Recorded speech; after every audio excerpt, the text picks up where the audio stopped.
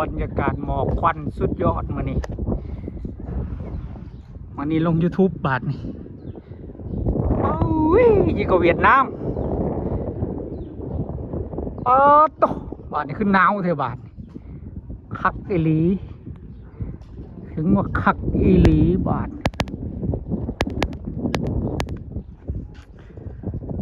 สีเด้อคันว่าสีบ่ได้มันขึ้นสนิมได้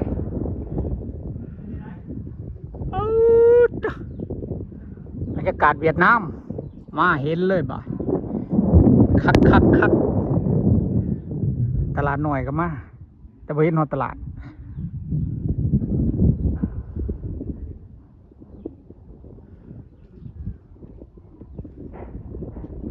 คักอีหลีบรรยากาศหมอกควันคักอีหลีเบิ่งท้องฟ้าเฮาบ่เห็นฮอดแสงอีหยังบ่เห็นฮอดป้ายไม้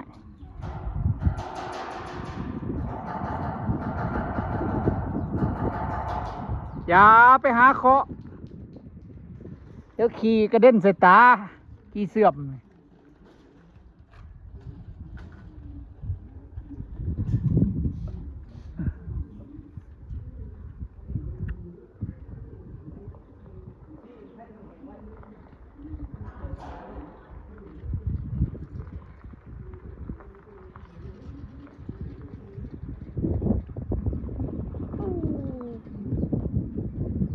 บรรยากาศยิ่งกว่าเวียดนามเบิ่งทางรถมาจนไปอยากเห็น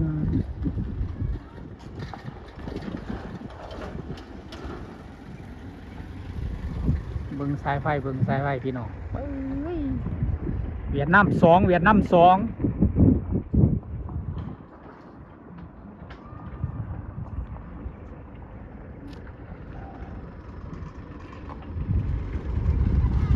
เบิ่งรถนักเรียน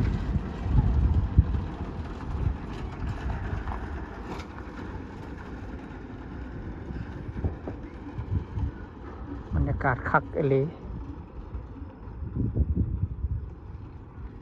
มาแต่ใส่นี่ไม่ต้องมาแต่ใส่บาทไปครับ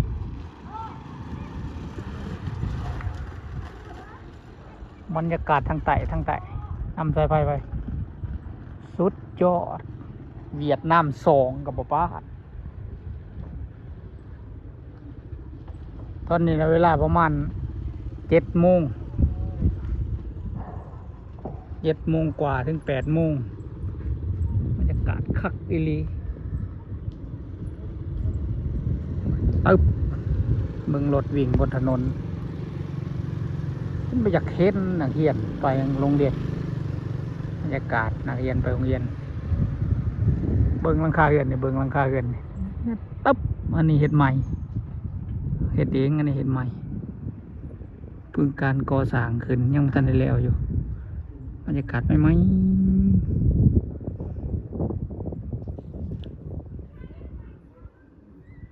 ตึ๊บคักกันเลยได้เบิ่งไฟนั่น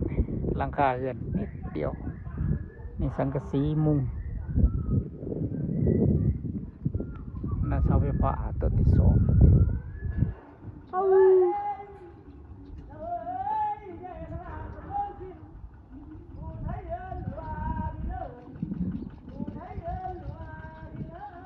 นักหนาบาด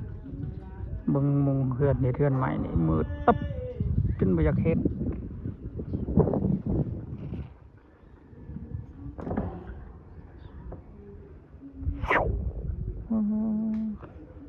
เบิ่งสวนมะกาแฟสวนกาแฟภาษาไทยติดคางเฮือนเลยเด้อนี่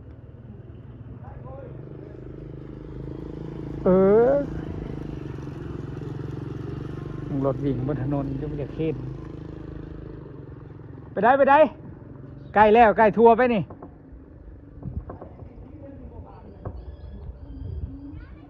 จักแล้วก็จะมีอยู่บอกกี่คนดอก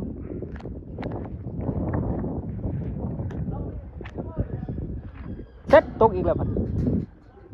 จักไปทางใดเว้นตากู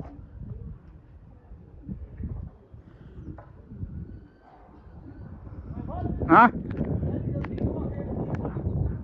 มองได้ซีดแล้วก็ซีดแน่บ่ได้ซีดแน่ละ